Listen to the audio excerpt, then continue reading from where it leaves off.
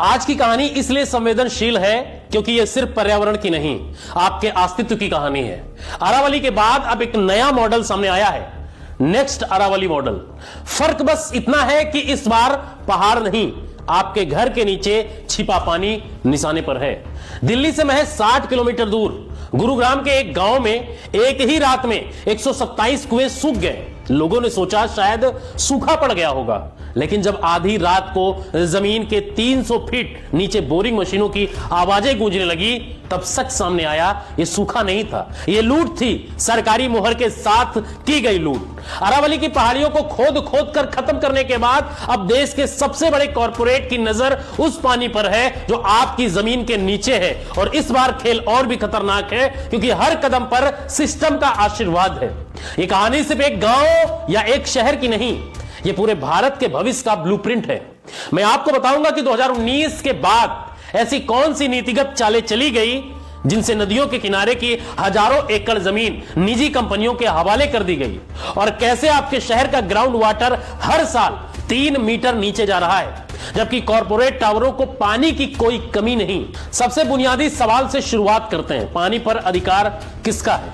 1970 में इंदिरा गांधी ने साफ कहा था कि पानी सबका है, इसे बेचा नहीं जा सकता।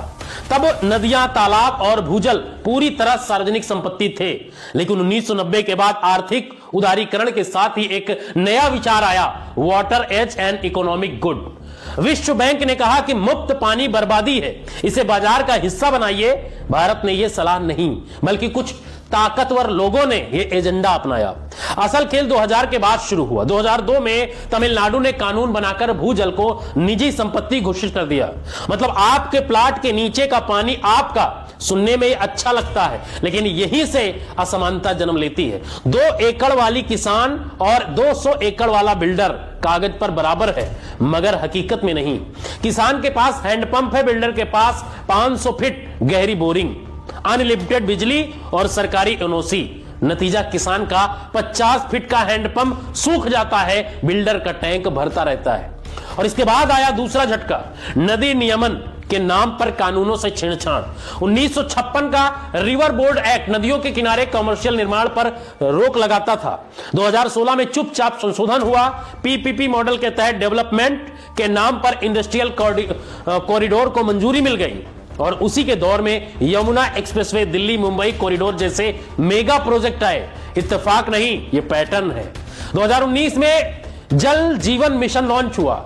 हर घर नल, हर घर जल। सुनने में कल्याणकारी योजना लगी, लेकिन इसके साथ जुड़ा एक अहम क्लॉज, वाटर सप्लाई मैनेजमेंट में प्राइवेट सेक्टर की भागीदारी।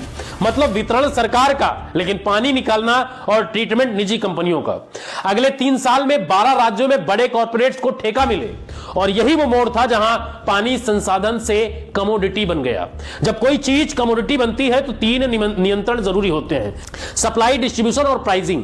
भारत में तीनों धीरे धीरे निजी हाथों में जा रहे हैं। सप्लाई की बात करें तो भारत का 60% पानी भूजल से आता है। गुरुग्राम में 2015 से 2023 के बीच 400 से ज्यादा बोरवेल लगे। पानी का स्तर 300 फीट से नीचे गिर गया, 800 पहुंच गया। और बेंगलुरु में आईटी कॉरिडोर के आसपास 200 झीलें सूख गई, लेकिन कॉर्पोरेट ऑफिसों में स्विमिंग पूल भरे हैं। मुंबई कोस्टल रोड प्रोजेक्ट से कोस्टल एक्वाफायर में खारा पानी घुस गया। लाखों लोगों को पानी पीने वाला पानी था वो खराब हो गया। डिस्ट्रीब्यूशन पर कब्जा टैंकर माफिया के जरिए हुआ, और जब नल सूखते हैं लोग टैंकर बुलाते हैं। भारत में टैंकर इंडस्ट्री 15,000 करोड़ की हो चुकी है। जांच में सामने आया कि 70% टैंकर अवैध बोरवेल से पानी भरते हैं, और ये बोरवेल बड़े रियल एस्टेट डेवलपर्स के हैं। वही मॉडल जो अवैध खनन में चला, पहले सिस्टम कमजोर करो, फिर अवैध कारोबार फैलने दो। अब सबसे खतरनाक हिस्सा प्राइसिंग का है। पिछले 5 साल में कई राज्यों ने पानी की कीमत बाजार के हवाले करने की बात की है। मतलब मांग बढ़ेगी तो दाम बढ़ेंगे, और मांग इसलिए बढ़ेगी क्योंकि सप्लाई जानबूझकर सीमित रखी जा रही है। और यही मॉडल बिजली में चला, वही अब पानी में उतर रहा है। इस पूरी रणनीति के नतीजे सामने आ रहे हैं। लातूर में ट्रेन से पानी पहुंचाया गया, लेकिन उसी जिले में एक शुगर फैक्ट्री को भरपूर पानी मिला। बुंदेलखंड में किसान आत्महत्या कर रहे हैं, जबकि पास ही एक फैक्ट्री लाखों लीटर पानी रोज निकाल रही है। यह नीतिगत विफलता नहीं, सोची समझी प्रक्रिया है। अरावली में पहाड़ गायब हुए, अब आपके शहर का पानी गायब हो रहा है। नीति आयोग पहले चेतावनी दे चुका है कि 2030 तक भारत के 21 शहरों का भूजल खत्म हो जाएगा। उस दिन आप निजी कंपनियों पर निर्भर होंगे, कीमत वे तय करेंगे। सवाल बस इतना है कि पेट्रोल के बिना आप रह सकते हैं, पानी के बिना कितने दिन जिएंगे।